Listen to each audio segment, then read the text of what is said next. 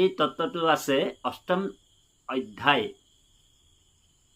5 number শ্লোকত কৈছে, অন্তকালে চ মামেব স্মৰণম মুক্তা কলেবৰম young প্ৰয়াতি সোমদ্ভাৱং নাস্তিত্ৰ সংশয়।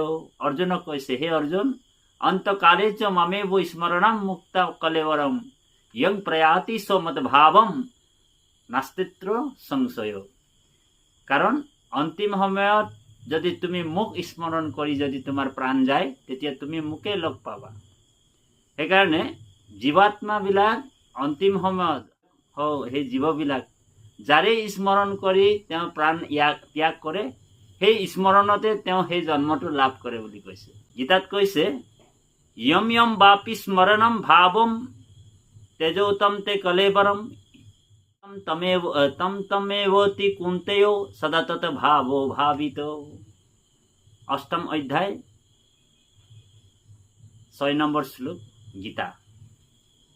তাৰপিছত ভগৱন্তই কৈছে অৰ্জুন কৈছে যে প্ৰভু, এইটোতো সম্ভৱ নহয় যে অন্তিম সময়ত তোমাৰ নাম গুণ লয় কেনেকেনো আমি এই সংসাৰ ত্যাগ কৰিব পাৰিম।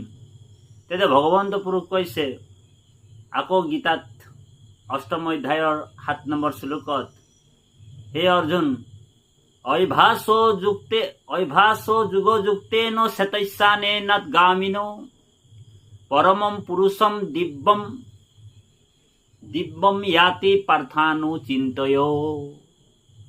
অৰ্জুনক কৈছে, হে অৰ্জুন, অভ্যাসো যুগযুক্তেন শতস্যানেন গামিনো পৰমম পুৰুষম দিব্যম ইয়াতি পাർത്থানু চিন্তয়। অভ্যাসৰ যোগেদি তুমি পাৰিবা এইটো কাম। সেইকাৰণে আমি অভ্যাস যুগযুক্তেন শতস্যানেন গামিনো আৰু পৰমম পুৰুষম দিব্যম ইয়াতি পাৰ্থ চিন্তয়। তাৰমানে এই চিন্তাটো আমাৰ সদায় স্মৰণত থাকিব লাগিব, মনন চিন্তন ভক্তি। আৰু এই ভগৱন্তৰ প্ৰতি আমাৰ স্মৰণটো আমাৰ সদায় থাকিব লাগিব। সেইকাৰণে কৈছে গীতাটো